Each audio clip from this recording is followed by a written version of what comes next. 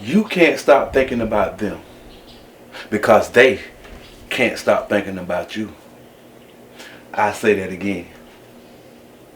You can't stop thinking about them because they can't stop thinking about you. You're not crazy. See, this person, this significant other that you have in your heart, that you have on your mind, that you just can't seem to stop thinking about. Y'all might have just went y'all separate ways recently. This is somebody you met and y'all both thought that y'all were the one for each other. You really thought that this was the person that you've been praying for. Many nights you got down on your knees and you prayed to the Lord for this significant other. You got down on your knees and you were bold because God said when you speak to him, be bold and specific.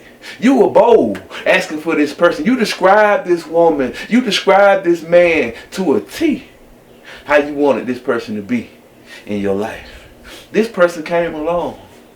You thought God had done finally answered your prayers. Yeah, maybe he has. Because sometimes we meet the person that we're supposed to be with at the wrong time. Sometimes one of us, or maybe neither of us, have our stuff together like God wants us to in order for us to be together successfully. Sometimes it's just one of us, sometimes it's both. But when you met this person, you felt that you had found your prince, your princess, your king, your queen. You thought this person was the one. But the enemy also knows your heart. So just like you thought this was the one that you found, and it may be, the enemy also knows that that's who you desire. And you feel like your prayers have been answered. And see, anytime the enemy feels like you think your prayers have been answered from God, he's going to throw all kind of diversions and distractions and disrespect your way through this very person that you felt that you finally found. You wonder why you met this person feeling like this is the one for you, and you treat this person better than you treated any of your previous significant others. Because see, this person, you told the Lord when you found this person, when the Lord finally sent you your person, that you were going to be good to this person. You weren't going to do none of the things to this person that you did in your previous relationship. You've been working on yourself for this specific moment, for this specific person, for this specific relationship. Because see, you know you're going to give 100% this time to make this work. Because you kissed a lot of frogs trying to find your prince. You kissed a lot of frogs trying to find your princess, your king and your queen. But see, when you met this person, you tried to do everything the right way. But no matter what you did or how you did it, it still wasn't enough. And see, this person came into the relationship with baggage from the previous relationship. So all the good that you were doing toward this person went ignored. They paid no attention to what you were doing, to how good of a person that you are, especially compared to who you were before they met you. You corrected everything from your previous relationships. You worked on yourself. You've done the work. You've done the praying. You talked to the Lord. You've done the fasting. You found out the areas of your life that needed improvement and you improved them for this specific person that you've been praying for. But when you came across this person, you finally came across this person, and this person was still in a soul tie with that previous relationship. They still had a soul tie with the person before you. So everything that you were saying to this person, they cared nothing about it. You were pouring your heart out to this person.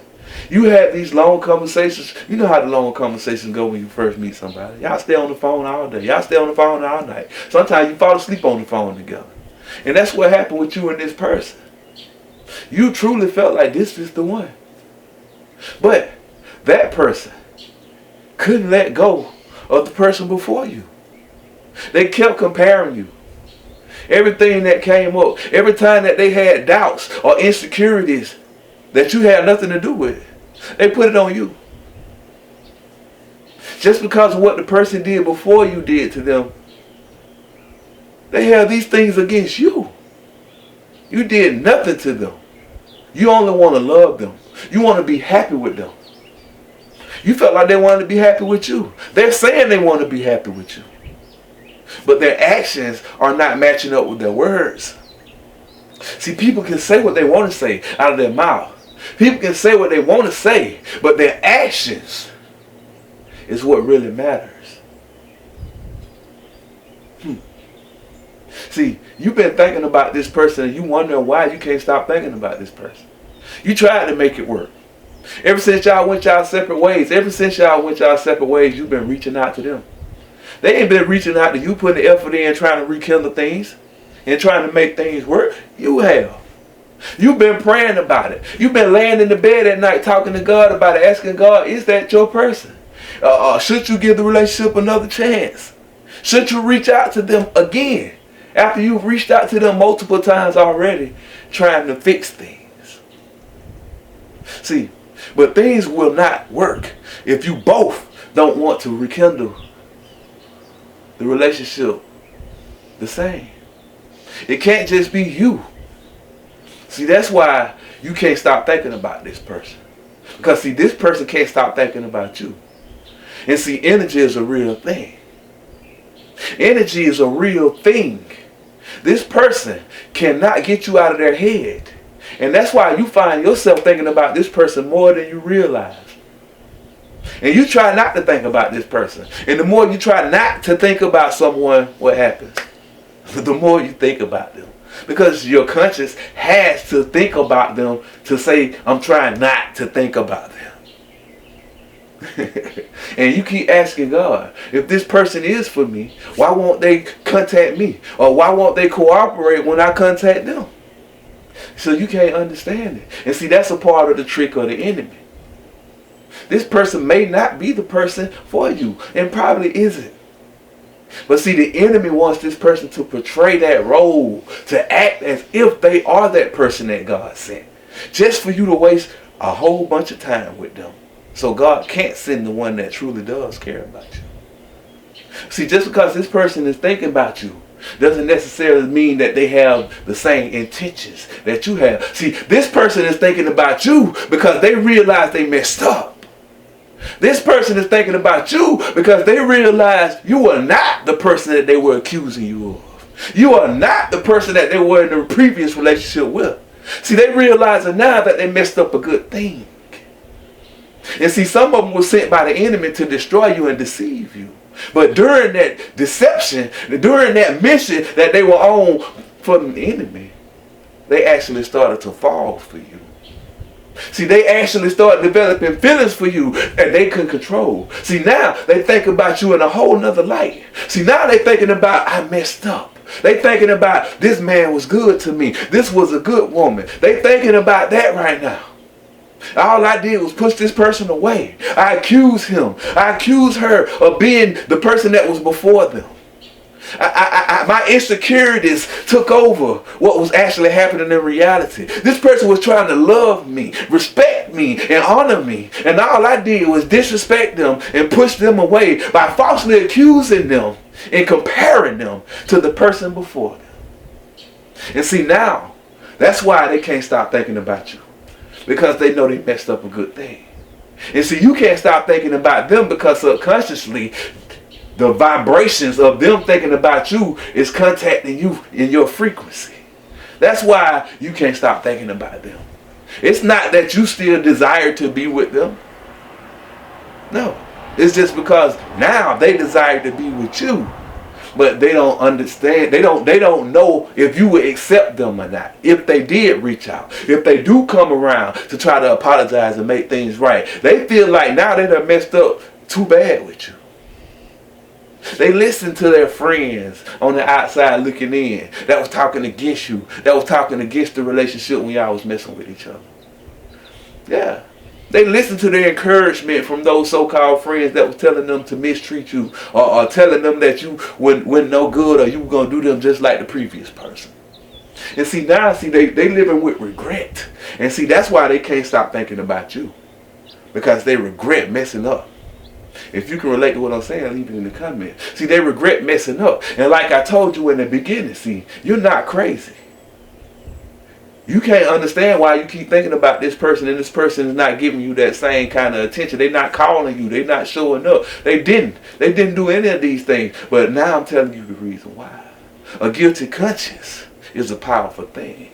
And see, their guilty conscience is what kept them from reaching out. Their guilty conscience is what kept them from answering your calls. That guilty conscience is what kept them from responding to your text messages. But see, now, they're looking at things through a different lens. They're looking at things now as if it's too late for them. And it is. Because see, you see them for who they truly are now. You gave forth all that effort. You changed all your ways for this person. And all they did was step on you. Now, in some situations, these people will reach out to you. They are going to reach out to you. But it's up to you now. The ball is in your court. Do you answer the phone? Do you respond to the text message now? Do you answer the door if they come knocking? See, now that's something that you're going to have to decide. Just know that you're not crazy. And that's why they've been on your mind so heavy. Now, you take this back to God and see what it is that you want to do. See what it is that you feel like is the best for your situation in your life. Now you talk to God, you take this back to God and ask God, is this my significant other? And should I try this again with this person? And you get your answer. God will provide the answer for you. You know in your heart if this person truly cares for you like you care for them. If they can't show you instantly that they're different, if you do give them another chance, you walk away immediately. Don't allow them to suck you back into your feelings to the point where you can't get them out of your head again and you calling them again now. Don't let it get to that point. You've done that. So now you talk to the Lord about it. And if that person is for you, they'll come back. If they do, you decide you want to give it another chance, you do that. If God said that's your person, that's your person and everything's going to work out fine this time. But if that's not your person, you will know immediately. God will show you the red flags immediately. Don't miss the red flags. With that being said, if you can relate to anything I said in this video, leave it in the comments and share your experiences. If you would like to donate to this ministry or sow seeds or pay tithes, the ministry cash app is in the description. No amount is too small in the eyes of God or in my eyes. There's also a super thanks button on your screen if you don't use Cash App. And as I always tell you, God loves you, and so do I. Love yourselves, chosen ones and people of God. God bless.